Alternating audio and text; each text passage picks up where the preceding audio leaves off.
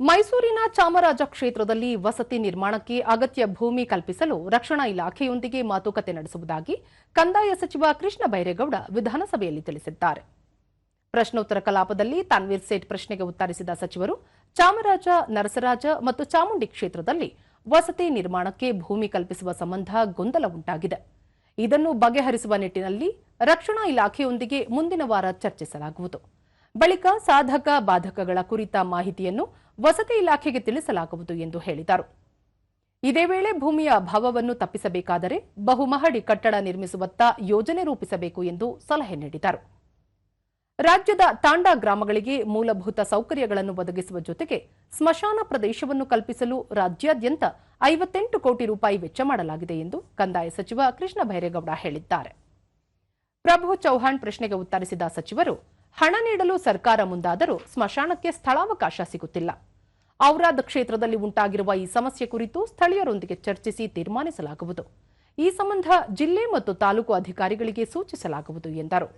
ಅದು ತಾವು ವಸತಿ ಸಚಿವರು ತೀರ್ಮಾನ ಮಾಡಬಹುದು. ಜಾಗದ ಸಮಸ್ಯೆ ಇತ್ಯರ್ಥ ಮಾಡಲಿಕ್ಕೆ ಮುಂದಿನ ವಾರದಲ್ಲಿ ಸಭೆ ಮಾಡ್ತೇವೆ.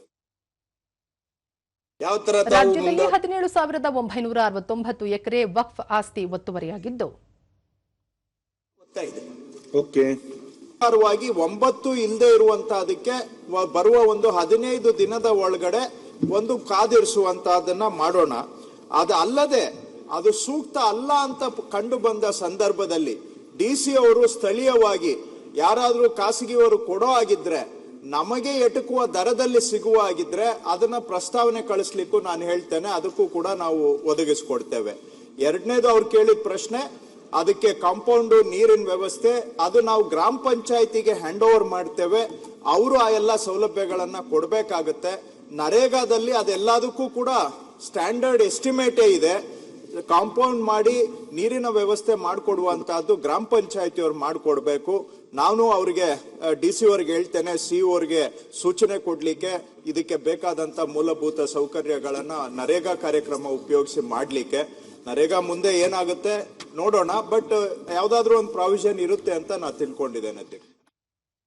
ರಾಜ್ಯದಲ್ಲಿ 17,969 ಎಕರೆ ವಕ್ಫ್ ಆಸ್ತಿ ಒತ್ತುವರಿಯಾಗಿದ್ದು, ಅದನ್ನು ತೆರವುಗೊಳಿಸಲು ಅಗತ್ಯ ಕ್ರಮ ಕೈಗೊಳ್ಳಲಾಗುವುದು ಎಂದು ವಸತಿ ಹಾಗೂ ವಕ್ಫ್ ಸಚಿವ ಜಮೀರ್ ಅಹಮದ್ ಖಾನ್ ತಿಳಿಸಿದ್ದಾರೆ.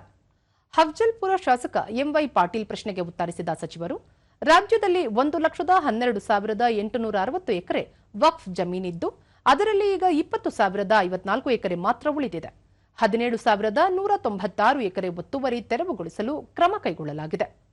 ಇನಾಮ್ ಅಬಾಲಿಷನ್ ಕಾಯ್ದೆಯ ಪ್ರಕಾರ 47,000 ಎಕರೆ ಹಾಗೂ ಭೂ ಸುಧಾರಣಾ ಕಾಯ್ದೆಯಡಿ 27,627 ಎಕರೆ ಜಮೀನು ನೀಡಿರುವುದರಲ್ಲೇ ಒತ್ತುವರಿಯಾಗಿದ್ದು, ಕ್ರಮ ಕೈಗೊಳ್ಳಲಾಗುವುದು ಎಂದು ತಿಳಿಸಿದರು.